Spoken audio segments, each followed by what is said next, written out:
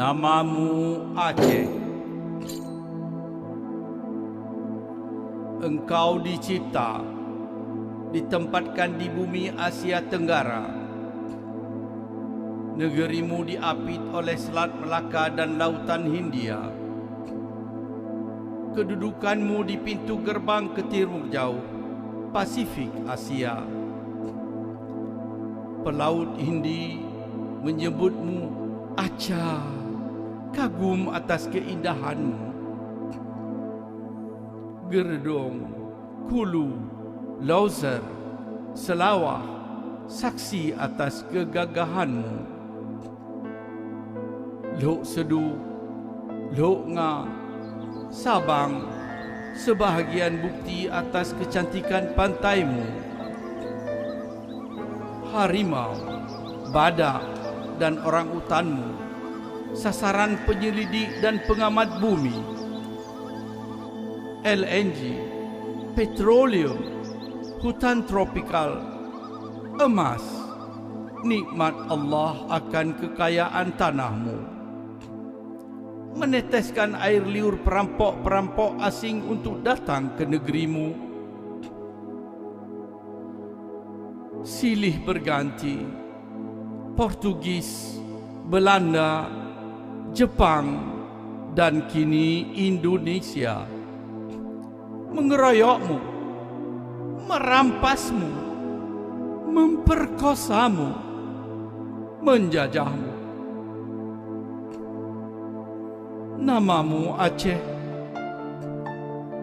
Genetik campuranmu unik. Darah Arab, darah Cina, Eropa dan Hindi mengalir di dalam tubuhmu, membentuk kecantikan, kegigihan, kepintaran menjadi identitasmu.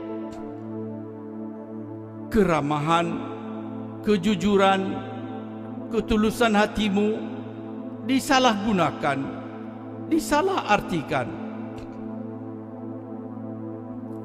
Engkau berikan apa yang ada padamu.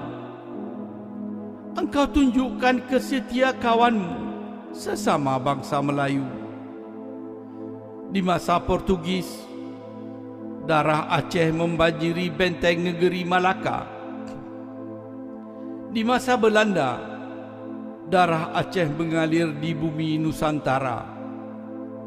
Di akhir Perang Dunia Kedua, darah Aceh berkubang di medan Arya.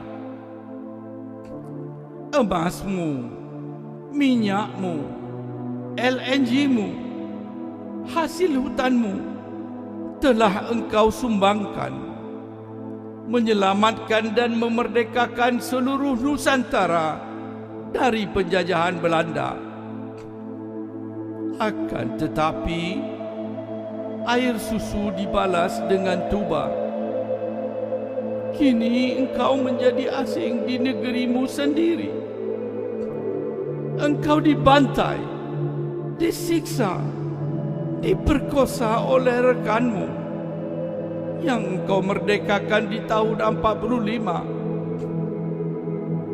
Kini engkau dilarang menyebut namamu Aceh. Engkau dipaksa diberi nama baru yang asing bagimu, Indonesia. Di sekolah, anakmu dilarang menggunakan bahasa ibunya.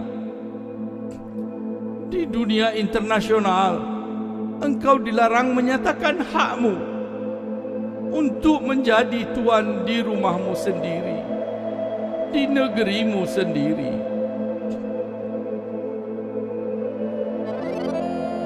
Karya Dr. Husaini Hasan, Stockholm, 2 Desember 2003.